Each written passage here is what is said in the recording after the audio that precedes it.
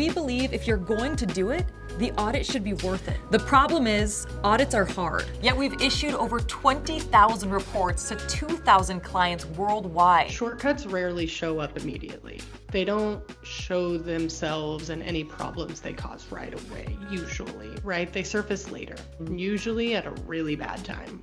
Cybersecurity and compliance will no longer be a mystery. Hi, everyone. Welcome into Our Cybersecurity Mission podcast. My name is Allie Krings. I'm going to be your host today. And today we're talking all about SOC 2. I'm super excited to be joined by Joseph Kirkpatrick, the president and the founder of KirkpatrickPrice. And we also have Sarah Triplett joining us. She is the founder of Secure Start Partners. So thank you both so much for being here. Thank you for having us. Thank you. You know, Sarah, we've had Joseph on the podcast before, but this is your first time joining us. So I'd love to learn a little bit more about your background. Can you tell us about Secure Start Partners and what you guys do? Yeah, so I'll talk a little bit about me first, and then I would definitely sing the praises of Secure Start. But I have an undergrad degree in chemistry and statistics. Don't ask me to balance a chemical equation anymore. Probably couldn't do it. From Texas A&M. And then I got my master's in information security policy and management from Carnegie Mellon in 2016. And so that really grounded kind of this like newfound passion in governance, risk, policy, not just security controls and tooling. So I've spent my career building like maturing governance programs, risk and compliance programs inside large to medium-sized organizations. So I worked at General Motors, Indeed, New York Times, and most recently at FanDuel. Great places to be, great places to grow my career. But realizing that I think I could have a bigger impact building something on my own. And so myself and Nick Leghorn founded Secure Start Partners, not only in a response to layoffs and changing environments, but truly recognizing the gap that startups and small to medium businesses are being asked to meet these enterprise level goals without those resources that are necessary to do so. So we provide fractional CISO and director of GRC leadership to help teams right-size their programs and kind of get in line with what risk and compliance and growth stage requirements they need to meet without having to hire full-time staff. That's awesome. And Sarah, I'm really grateful that you're able to join us for this conversation all about SOC 2 because, we have Joseph joining us who has a full-blown perspective, as an auditor, as an assessor. And then, of course, you're coming in, really giving us another viewpoint. So let's just kind of start there. And as part of our mission with our cybersecurity mission, it's to educate and empower everybody so we can start at kind of the same field. So if you are a full-fledged veteran in the cybersecurity space, I know you know what SOC 2 is, but for somebody who's tuning in saying, what is that? Do I need that? Joseph, I want to ask you, what is SOC 2 and what's the real purpose behind it?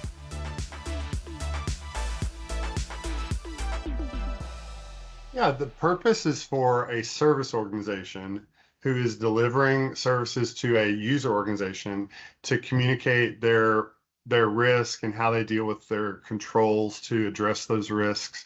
And so as a user organization, you've got a number of vendors usually that you work with, and someone who's impacting the service that you're providing, they could have an impact on the security or the trust of that service that you're providing.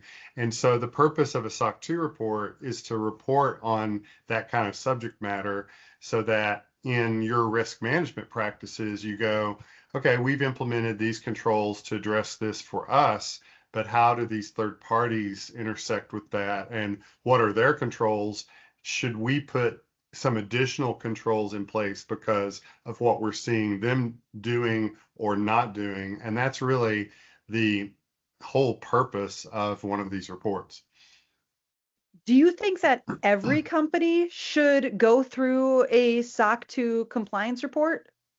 I mean, it's not for every company. You generally see people who are serving regulated industries being someone who's handling sensitive data. So if you've got government clients or banking clients or healthcare clients, those are typically the ones, who are especially handling that kind of stuff. But it certainly has sprawled out, amongst other types of businesses. But it's usually when you're being scrutinized, when somebody's asking you about what your practices are, that's when this topic comes to the forefront.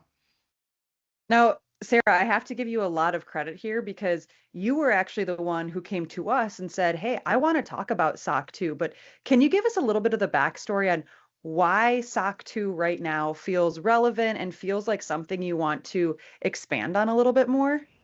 Yeah, so there's a lot of, and maybe it's just my tailored algorithm of LinkedIn, but there's a lot of discourse, I think, right now around attestations and audits, specifically around SOC 2 compliance and what that looks like. And so I had seen Joseph's posts on LinkedIn about, just very like thought leadership style opinions on where the industry could be going, what should be prioritized, what really you should be looking for in a trusted auditor for some of these compliance and attestation requirements.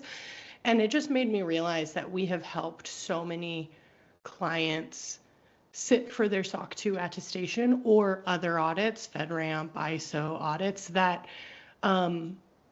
maybe could use a conversation or listen to a conversation and glean some insights about where the industry is going, what people are talking about. Right now, SOC 2 doesn't have any sort of standardization like many other compliance reports and audits do. And that particularly is being scrutinized all over the place. So that was kind of why I wanted to bring this conversation to light, really talk to Joseph about the auditors and their clients going hand in hand. What does it look like to bring in fractional support in that process? How do we sit in and support as well? Yeah, and I mean, Joseph, when we talk about that, are you seeing any big misconceptions when you do approach founders or companies regarding SOC 2? I think there are always misconceptions. There always have been. It's like when you get this request for a report, then the misconception becomes that it's all about the report, and that's what people tend to focus on. And so that was happening 20 years ago, and that's still happening today. It's like, well, I've got to get this report. How do I do that? And what's the shortcut? What's the checklist? What's the quickest way I can do this? Can I pay additional fees and get it faster? I get asked questions like that all the time. And so, that's always been the misconception, is that I've just got to get a report. How do I do that? And without understanding, okay, what is it? What is involved? What does our company need to be doing? What kind of responsibilities are we taking on here when we sign an assertion, about our controls? And so, yeah, I think that's never going to change, because that's what people ask for, and that's where the attention is drawn. So tell us, is there a number that we can pay you to get it done faster? I mean, you as a license holder, there are certain rules about what you can and can't do, and the whole like doing this for the purpose of fees. And people look at that, they think that's so odd because we're in business and I have to pay my bills and all this stuff. But like we can't work on contingent fees. Oh, you only pay us if you pass. But you see that in the marketplace today from tool providers. They say you only pay if you pass. And the auditor who's doing the audit can't do that. And, one time, and this has happened more than one time, sadly, but, got a finding, hey, this is going to be in your report. The guy said, yeah, but if I paid you a little more, then you wouldn't put it in the report, right? It's just like, no, you can't bribe me, to not put it in there. And so, anyway, those are, some of the things that go into, issuing an opinion and realizing that it's not about just writing a check for, getting this done. It's not all about fees. It's about doing the things. I do think it's Sarah, Are you seeing that when you step in with these smaller companies about, who is the right fit? Can't we just pay to get it done faster? 100%. We've defined our ICP. We know, what clients we would serve best based on our experience, our expertise, and we are honorable in the way that I would tell someone if maybe it's not a right fit. And we have in the past said that when it has been, I just need this checkbox exercise. I need you to make sure that we meet these controls and then call it a day. And I really try to help these founders and CTOs understand that this is a reflection of how your company works, right? Like, this is truly not just a checkbox exercise, because there has to be a plan of action to maintain afterwards. You can't just get a SOC 2 one year and not get it any consequential year, because at the bare minimum, the same vendor that asked you for it now is going to ask you for it again next year, and they're going to see the dates, right? Let's even just call it at that, at the bare minimum. On top of that, if it doesn't feel internally real to you and your employees, it's really not going to look that way outwardly. So that's what I try to help founders, CTOs, CIOs of these smaller companies realize is it's a reflection of you. It's a reflection of the practices you're putting in place.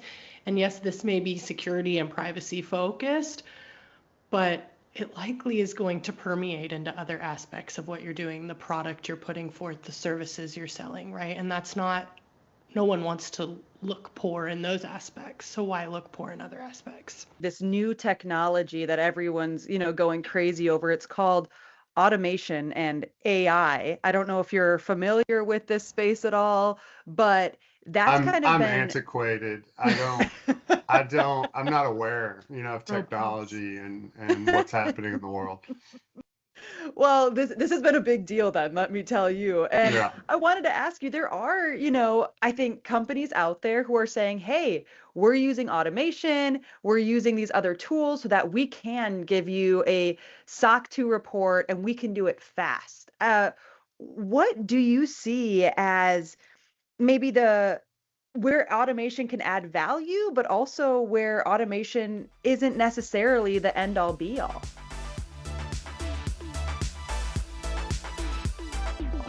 Yeah.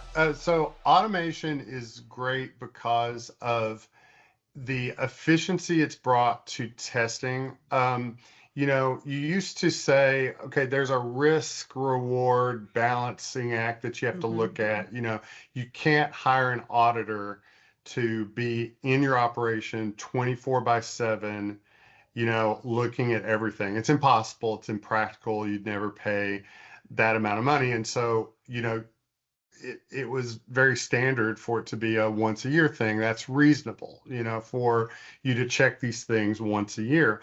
Well, with automation, that has changed. We don't have to just check access controls once a year. We can have continuous automation telling us when our access controls are perhaps failing. And you can do that on a continuous basis now economically, whereas you used to not be able to do that. And so that is one of the big wins of automation. The part where I diverge from this is when people say that automation is what gets you compliant. I don't agree with that. And when we say that, oh, you can get compliant fast, it's like one of the very first ads in this space that I remember was, you can get SOC 2 compliant in weeks, not months. That was a very, common ad that you saw for a while. And then, Joseph, can you expand on that? I mean, for somebody who is tuning in saying, why can't we get it done in weeks and not months? Yeah. Well, it depends on your scope, on your operation, on the support from management, your level of readiness for that. I mean, I'll tell a quick story. We had a client, they were a collections law firm, and they came to us and they said, we have to have a SOC report in, I think it was 3 weeks, in order to get this big contract with, I forget if it was healthcare or insurance or something like that.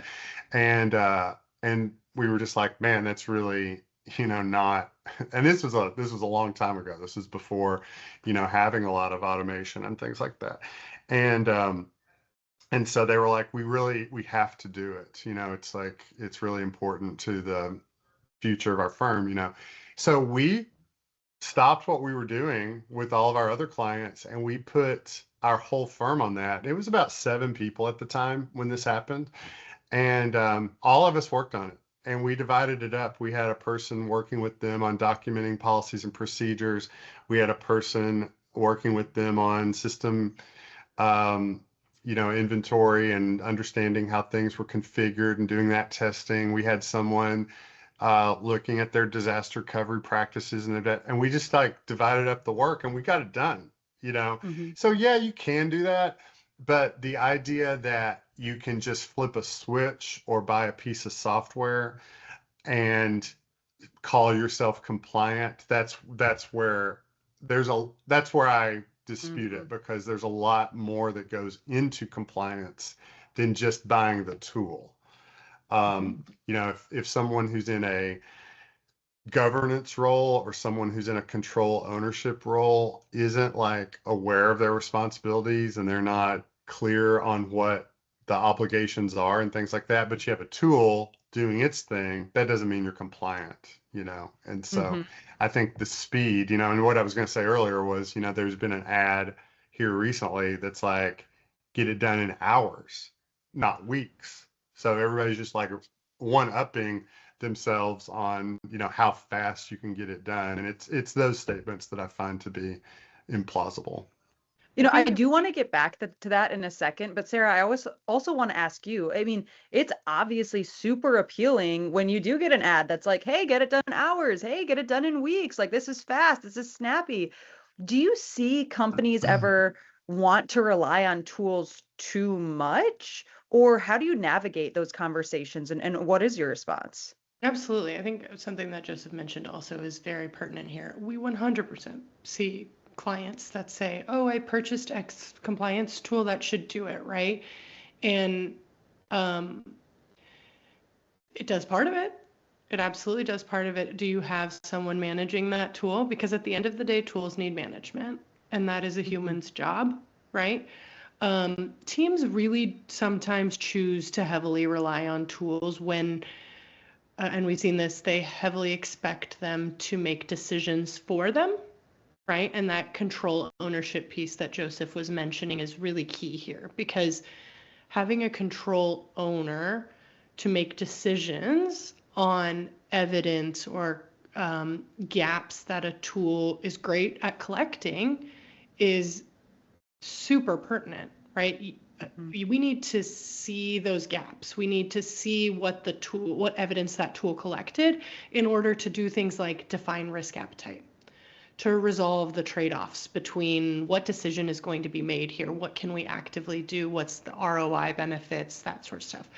What's good enough for their specific business. The tool that X client might be purchasing might be the same exact tool that 3 of our other clients purchased, but it's not going to be used in the same way. So I think we see that's the most common concern we see with like over-reliance on tools, is letting the tool define their control language, letting it define scope, instead of just saying like, how do we operate?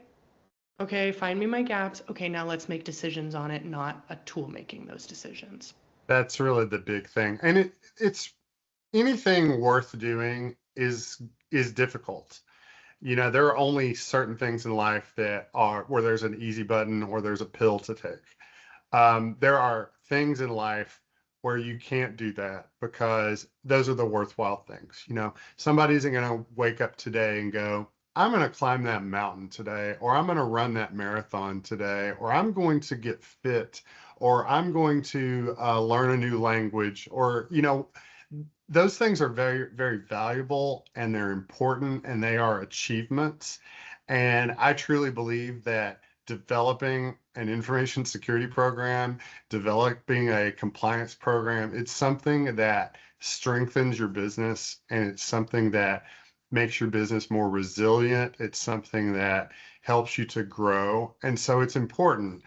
And just like with fitness, you know, we want to fall for the ads that say, here's the faster way to do it.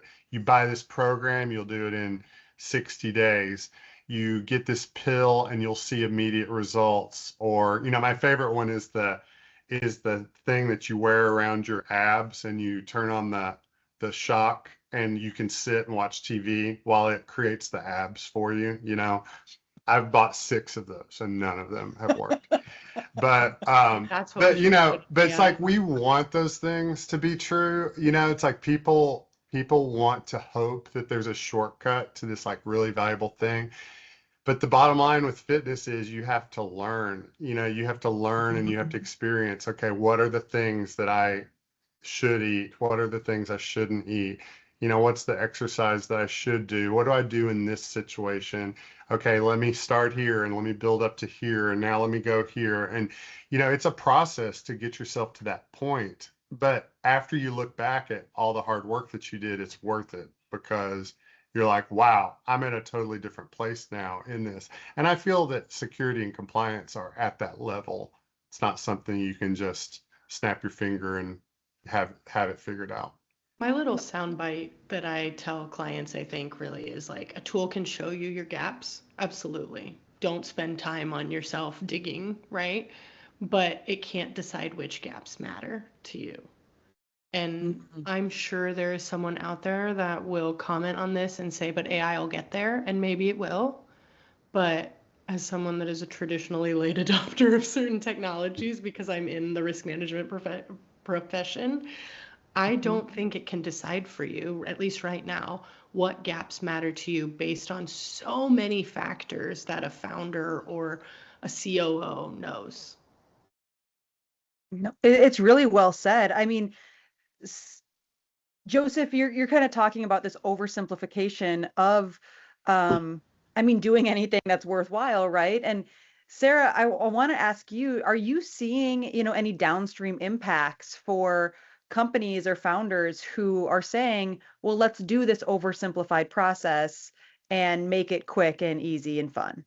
Yeah, I mean, I heard this from my mom growing up a lot, and now I'm a recent-ish mother, and it's I'm finding myself saying it to her, my daughter as well, of shortcuts rarely show up immediately, right? Like, they don't show themselves and any problems they cause right away, usually, right? They surface later, usually at a really bad time. You could see a failed attestation, a failed type 2 attestation. We've seen extended sales cycles, which is not great for a scrappy startup that's really trying to gain customers and go through that acquisition process. We've seen shortcuts rarely show up immediately, right? Like, they don't show themselves and any problems they cause right away, usually, right? They surface later, usually at a really bad time. Degradation in trust from current customers of some of our clients. So, I could go on and on. Expensive infrastructure reworks after the fact, right? So again, we try to tell our clients, and our clients are great and they really seem to understand this, but we try to tell founders that SOC 2 isn't just sitting for an attestation for a day or an audit window period, right? Like, it's like part of your sales motion. It's part of your customer assurance journey. It should become internal operations. We have said at Secure Start many times that our purpose is to work ourselves out of a job. You should realize and get to a place that you've acquired so many customers through this consistent and repeatable processes, right, that we've put in place and documentation, that you now need someone full-time to do it. And we're here to support you until you have that capability.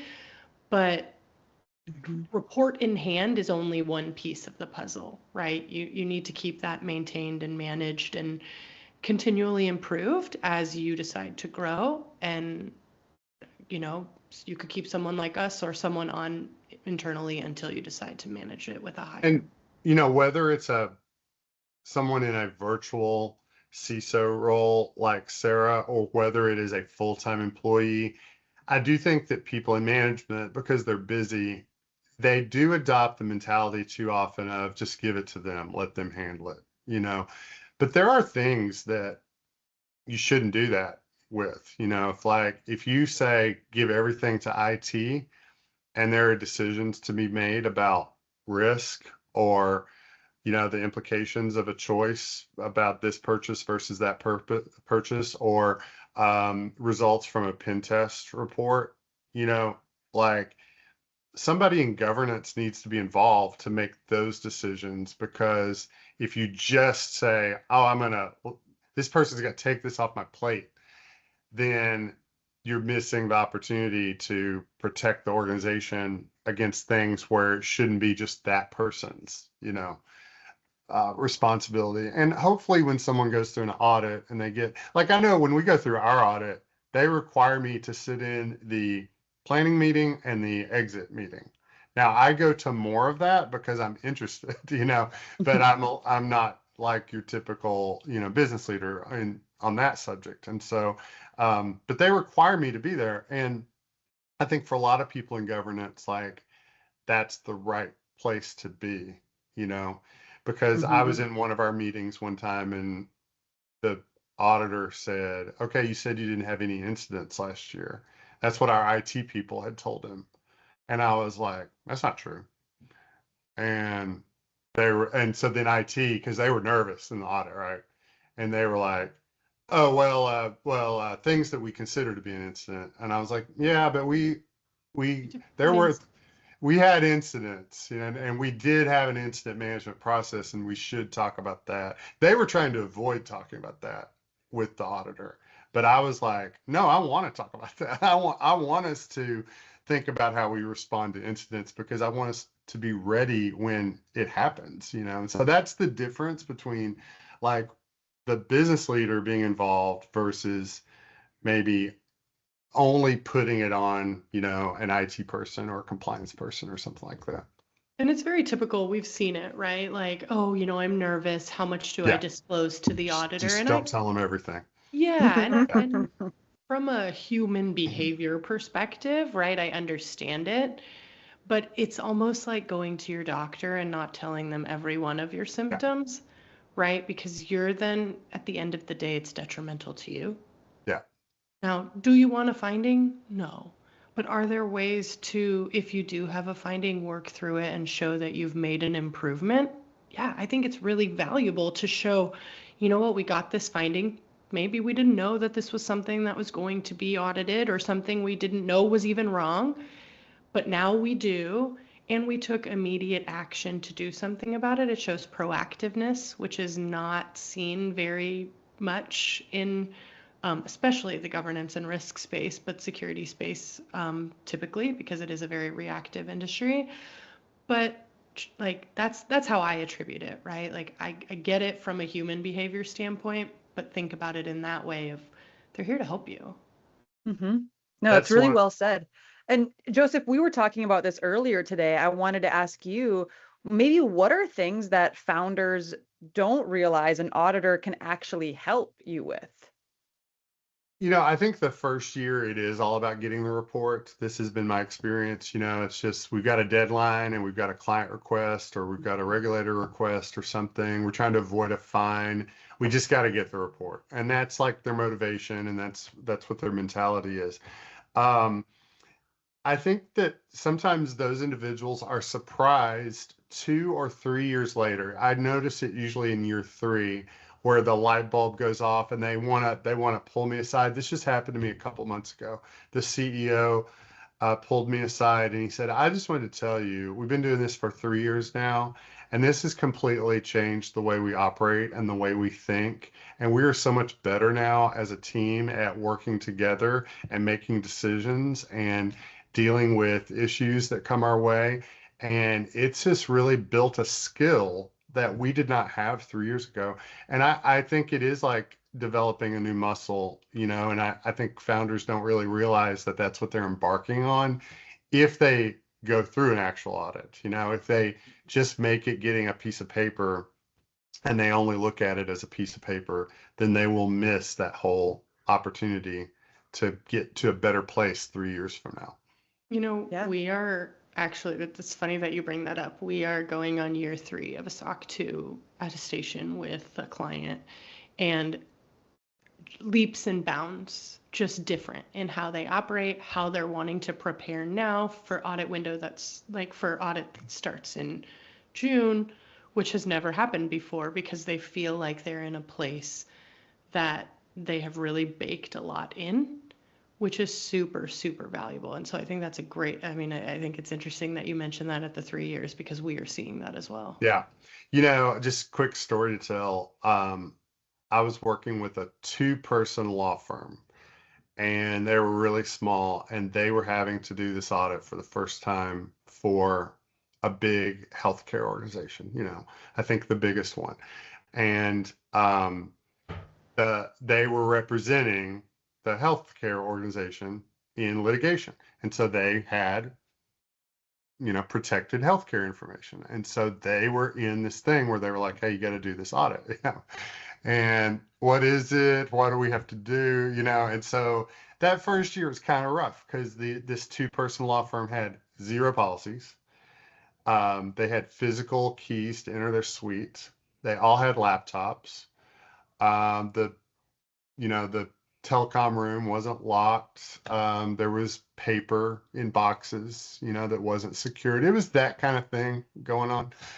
And so had a lot of things to work through and got it done and came back in year 2. And the senior partner said, oh, I just want to tell you, we had an incident.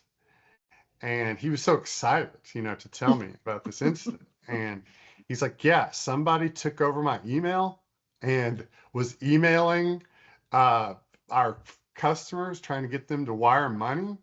And he said, I'm like, oh my goodness, and he was like, but because we had done our policies and our procedures and our training, we knew exactly what to do. We shut it down immediately, and we sent communication to the clients, and we cleaned the account and stopped it, and we installed this new tool and all this. And he was just really excited about it. And he was like, if we hadn't gone through that last year, we wouldn't have known where to start. He's like, but I knew where to start. I opened the incident response plan and I worked through it. And I was like, good for you. I was really, really impressed with what they did. So it's like, that's what you're missing if you don't actually do the things.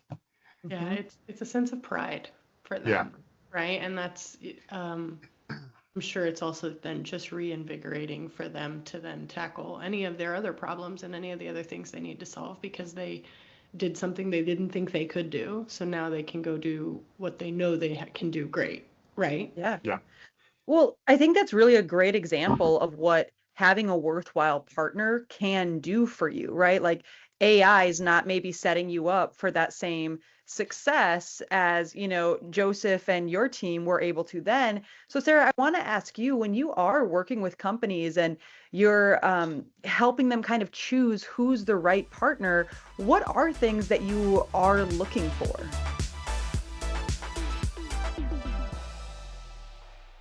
Yeah, it's a great question, right? I think founders really need to I say this on my LinkedIn, I'm an empathy champion. I really prioritize empathizing with people. So my answer might be biased in that way, but I really think they need to look for partners who are genuinely curious about their business and invested in their long-term success, right? It would be very difficult for me to go into an environment where someone is so headstrong about, I just need this attestation report. I just need this report. I just need this report, right? Not really understanding what all is entailed before and after. So I think the best partners really take the time to understand how teams actually operate, how we explain expectations clearly from both sides, right? Or all the sides if there's multiple parties involved. I think they take the time to translate requirements, again, from all the sides into like practical, achievable steps. It's why we start a lot of our engagements with like a risk assessment, or almost, you can even call it a risk assessment light if they've already had a true risk assessment, because it really gives us like alignment and transparency, which to us matters more than speed, right? And I don't want anyone to think that we're just trying to bill more hours. I want to be able to understand truly what it is that you need, so that way I can bill you less hours down the line. So it's not just fluff. So I think when auditors, consultants, points of contacts at these customers and these clients work collaboratively, we're asking each other thoughtful questions, it creates a level of confidence, and it reduces surprises in the end. And that's super important in a process that they're already not familiar with. So why get more gotchas in the end? Mhm. I do want to talk about the preparation process. Joseph, if you were advising maybe a 25 to 150 person plus company, B2B SaaS company, starting their SOC 2 process, what would you tell them a healthy preparation process is going to look like? I think documentation is one of the most common things out of the gate, where people just don't have it. It's like if you haven't been forced to do it before, you just don't have it. Understanding your data flow, like where data comes in and where it goes in your organization. Most people don't have a good handle on that at the beginning. They have blinders on. They're like, it's all in the cloud. They make statements like that. It's all in the cloud. Well, how did it get in the cloud? There must be somewhere else. Where are your boundaries of the cloud? Right, exactly. And so that's usually another area, and kind of connected to that, like where you have things encrypted and where you don't. Another big one is logging. You know, Mhm. if you don't have a record of something happening, then it didn't happen as far as an audit is concerned. And so having event logs for, when people create accounts and when people log into things and when security events happen in your environment, stuff like that are usually the gotchas, out of the gate. And so walking through that process with a skilled practitioner is going to help you identify that stuff and address it before you go through an audit. Mhm. After going through that audit process, Sarah, can you tell us what do you tell, companies that a mature SOC 2 trust process should look like? What are the after steps? Yeah, great question. So I do want to tack on to Joseph's response as well on a couple of the things that we see when and it's funny, you basically like defined my ICP in your question of, a B2B SaaS company, mid, 50 people or so.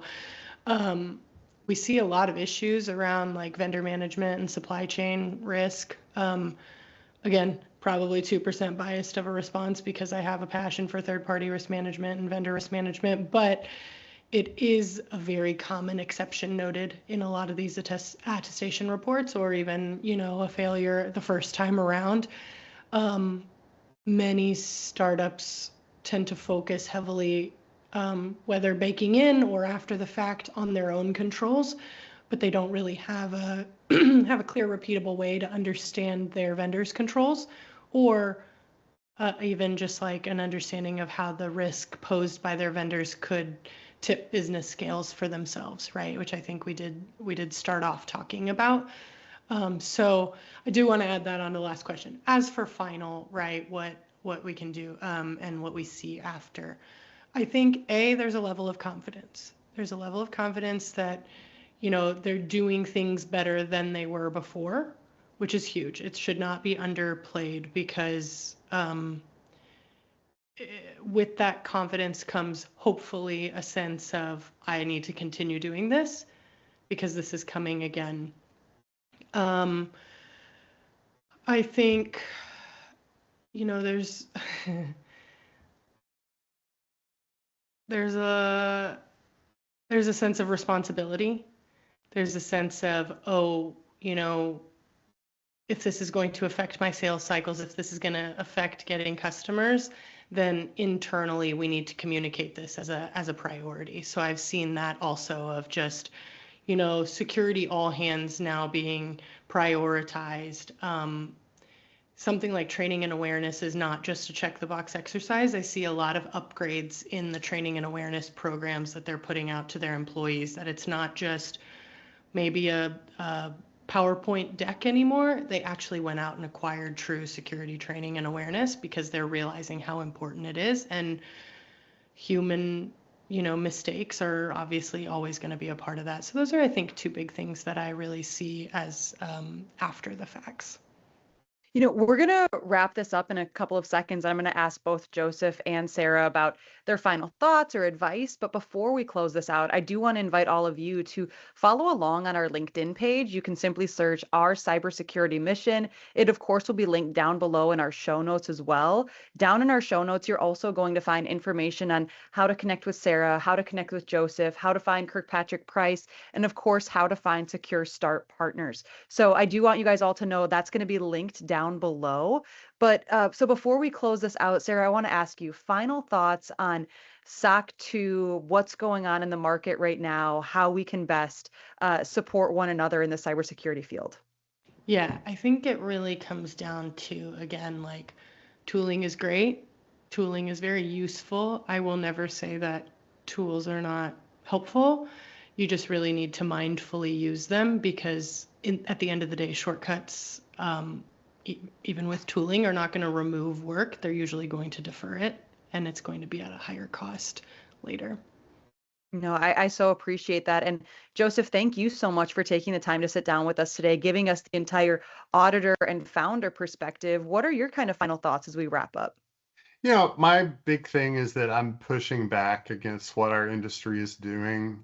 I don't like that CPA firms aren't owned by CPA firms anymore, CPAs anymore. They're playing games with different classes of shares so that the people actually calling the shots aren't licensed individuals. I don't like that. I don't like that people are participating in partner programs where they are incentivized to do things that maybe independently you wouldn't be incentivized to do. I don't like that we are offshoring resources for the sake of profit, and we're not employing trained and skilled people to do the work. We're looking for less skilled automated ways to do it, and we are cutting corners on quality. I think all those things are bad for the industry, and if people out there want thorough testing and they want assurance, which is the thing that this industry is supposed to be providing, assurance that these controls are in place and operating effectively, then we should rethink some of the practices that are becoming common because they're undermining the strength of the program. Absolutely. And, for everybody who's listening, if you have further questions, if you have comments that you'd either like Joseph or Sarah to answer, please go to our website, kirkpatrickprice.com/podcast. You can always leave us comments about what you want to see, or you'll see a huge inventory of other podcasts we've done around other cybersecurity topics. But with that, I want to say thank you so much to Sarah Triplett for joining us of Secure Start Partners. Joseph, it's always a treat to have you on our podcast. And we look forward to seeing you guys again on Our Cybersecurity Mission. When you work with a KirkpatrickPrice cybersecurity auditor, you work with someone who's been in your shoes. Let's see what the next expert is ready to share to support you in your cybersecurity mission. Hi, I'm Matt Johnson, a cybersecurity expert with KirkpatrickPrice. I've been in the industry for over 27 years, and one of my favorite topics is physical security. I believe a lot of businesses build a bias to believe that doors, locks, and other devices are actually locked and closed when they're not. It's important that a business does regular audits to make sure that physical security controls are effective and operating efficiently. Are you ready to join a community of 10,000 people who are working together to elevate the standards for cybersecurity and compliance? It's free to sign up at kirkpatrickprice.com/podcast or check the show notes and achieve greater levels of assurance today. Thanks for joining us on Our Cybersecurity Mission.